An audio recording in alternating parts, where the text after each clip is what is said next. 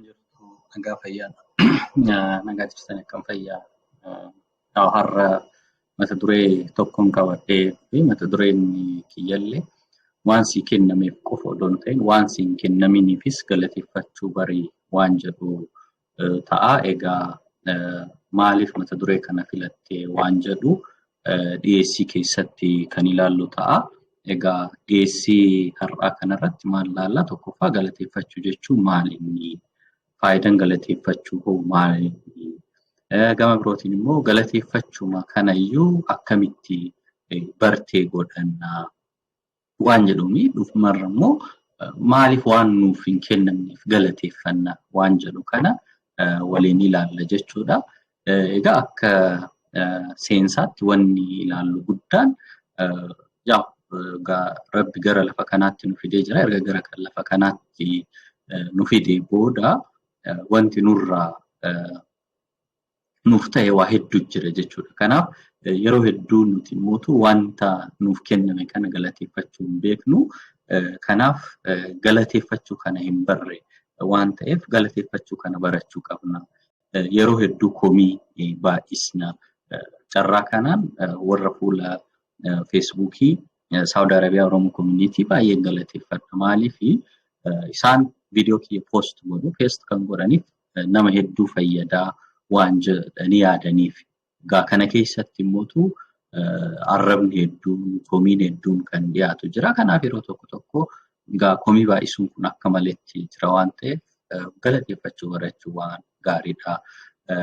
Waan isaan hojjetaniifis jajuun galateeffachuu nurra jiraata. Plus yeroo hunda akkamitti yaadna waan xiqqoo akka qabnu, waan hedduu akka hin qabne haalli nuti itti yaadnu jira jechuudha. Kanaaf miira akkasii sana keessaa bahuun nurra jiraata. Inni biroo immoo waan qabnu dhiisnee namootaan haalli itti dorgomsiisnu jira jechuudha. Sababa kanaaf kan birootiif yeroo hedduu hin galateeffannu jechuudha. Mee maal jechuudha galateeffachuu jechuun waan jedhu hiika isaarraa yoo jalqabne galateeffachuu yoo jennu waan nuuf kenname ofitti fudhachuu nagaa hanga kana rizqiin yookaan wanti Rabbi naaf katabe wanti Rabbi naaf razzaqe kana jedhanii qaama galateeffannu saniif Rabbiif galata galchuudha. Gama birootiif immoo waan nuuf ta'e hedduutu jira. Qaama guutuu nu kenne, galiin nu kenne, namoota adda addaa, hiriyoota adda addaa nu kenne. Kanaaf wanta akkasii sanniin nu kennu isaatiif waan malu kennuun akka galataatti fudhanna. Yeroo hedduugaa waan nuuf hin kennamne boo'uu dhiifne waan nuuf kennameef galateeffachuutiin galata kan jennu. Gama birootiin egaa galateeffachuun baay'ee murteessaadha. Maaliif makmaaksa Oromoo tokko jira. Kan Rabbii qocaaf kaa'e allaattiin hin fudhattu jedhama. Kanaaf wanti nuuf kaa'ame qofa waan argannuuf waan sanaaf galateeffachuun baay'ee barbaachisaa ta'a. Maaliif galateeffanna? Faayidaan isaa hoo maali? Inni jalqabaa hanguma galateeffanne nuu dabalaa deema. Fakkeenyaaf fayyaa arganneef yoo galateeffannu fayyaatu nuu dabalaa jechuudha. Jaalala arganneef kan ijoollee keenyaa, kan haadha warraa keenyaa, kan fira keenyaa, kan haadha abbaa keenyaa arganneef yoo galateeffannu hangasuma nuu dabalaa deemadha. Akkasuma qarshiilleen hanguma nuti waan arganneetti galateeffannu waan arganneerraa immoo galata isaatiif qaama adda addaatiif kenninu hangasuma qarshii nu argannus nuu dabalaa deema. Waan gaarii gara keenyaatti fidaa deema. Waan gaarii hin taane caalaa immoo waan gaariitu baay'ata waan ta'eef waan gaarii argannu sanaatiif akka galateeffannu taasisa. Gama birootiin gammachuu keessa keenyatti hanguma Rabbiin galateeffannu keessi keenya qabbana argata. Keessi keenya wanta ta'e waan nu keessaa salphatu jira jechuudha. Gama birootiin miira gaariis qabaan. Wanti gaariin akka nutti dhagahamu positive energy keessa keenya akka bohaaran. Kun immoo maal taasisaa? Qaamni keenya gaarii akka ta'u, qaamni keenya fayyaa qabeessa akka ta'uu fi fayyaan keenya immoo walumaa galatti gaarii akka ta'u taasisa. Gama birootiin namoota wajjin illee hariiroo gaarii akka qabu. Namni yeroo hundaa waan gaariitti hin himne hiraara malee wanna nama sodaachisu negative malee waan positive hoo hiriyaa keetti himaa deemtu hiriyyaan kee suni wajjin hariiroo natti qabdu ni cima. Haadha warraa wajjinis hariiroo natti qabdu ni cima. Kanaaf waan qabnu irratti akka galateeffannu. Gama birootiin immoo galateeffachuun mataa isaatiin dirqama amantiitis waan ta'eef. Basically galateeffachuu baannes rabbiirraa wanti hir'atu tokko iyyuu hin jiru. Kanaaf galateeffachuu barachuun baay'ee murteessaadha. Dirqamalleedha jennee akkasitti fudhachuudha. Maaliif rabbi gara lafa kanaatti waan nu fide keessaa tokko akka isa gabbara isaa sana keessatti immoo isa galateeffachuun baay'ee barbaachisaadha. Nuti gaa isa galateeffachuu baannes wanni isaa dabalu baay'een jiraatu waan akka dirqamaatti fudhachuun baay'ee barbaachisaadha. Eenyuun galateeffannaadha. Egaa inni dura galateeffannu amantii garaagaraa keessa jiraannus amantii garaagaraa keessatti qaamni itti amannu qaamni tokko jira. Akka amantii musliimaatti rabbi fudhanna. Isa galateeffamuu qaba. Tokkoffaa waan nu uumeef, fayyaa guutuun waan nu uumeef, namoota nu jaalatan waan nu kenneef, gambirootiin waan deelii nyaannu, waan guyyuu nyaannu waan nu kenneef, sababa adda addaatiif rabbiin uumna. Gara lafa kanaatti waan nu fideef, waan uumamneef akka beeknu waan nu taasifneef dura isa galateeffanna. Gama birootiin namoota naannoo keenya jiran galateeffachuu danda'u qabaanna. Barsiisota nu barsiisan, hiriyyoota gaggaarii naannoo keenya jiran, nama yeroo rakkoo keenyaa nu cinaa dhaabbate, even karaa yoo deemnu nama karaa duratti dursa nu kenne, namoota adda addaa jireenya keenya keessatti gahee qaban hunda galateeffachuun nurra jiraataa jechuudha. Egaa galateeffachuu kana hin baranne akkamitti aadaa godhachuu dandeenya? Akkamitti qaama jireenyaa keenya gochuu dandeenya? Waan hundaafuu galatoomi jechuu kana akkamitti bareedna? Tokkoffaa akka amantii kamittuuyyuu guyyuu rabbiif yookaan qaama itti amannuuf yeroo kenninutu jira jechuudha.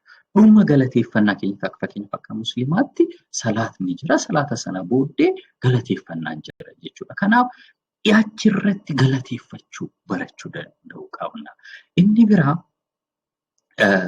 qaama miiraa nuuf kenne jiran ija gaarii, gurra gaarii nu kenne. Wantoota kanneen kun kenna guddaa ta'uusaa. Because nuti ija qabna, namni ija hin qabne maaltu itti dhagahama? Sanaatiif galateeffachuu qabna. Namni ija hin qabne immoo sammuu guutuu qaba. Galateeffachuu qaba. Gurra qabna, arraba qabna. Kanneen hunda addunyaa waliitiin wal quunnamna jechuudha. Kanaaf kana galateeffachuu baranna. Inni biroo yaadannoo wanta isa ittiin galateeffannu kaa'achuu. Fakkeenyaaf bilbila keenya irratti suuraa ijoollee keenyaa, suuraa haadha warraa keenyaa kenna. Ammuma waan sana argannu galateeffanna jechuudha.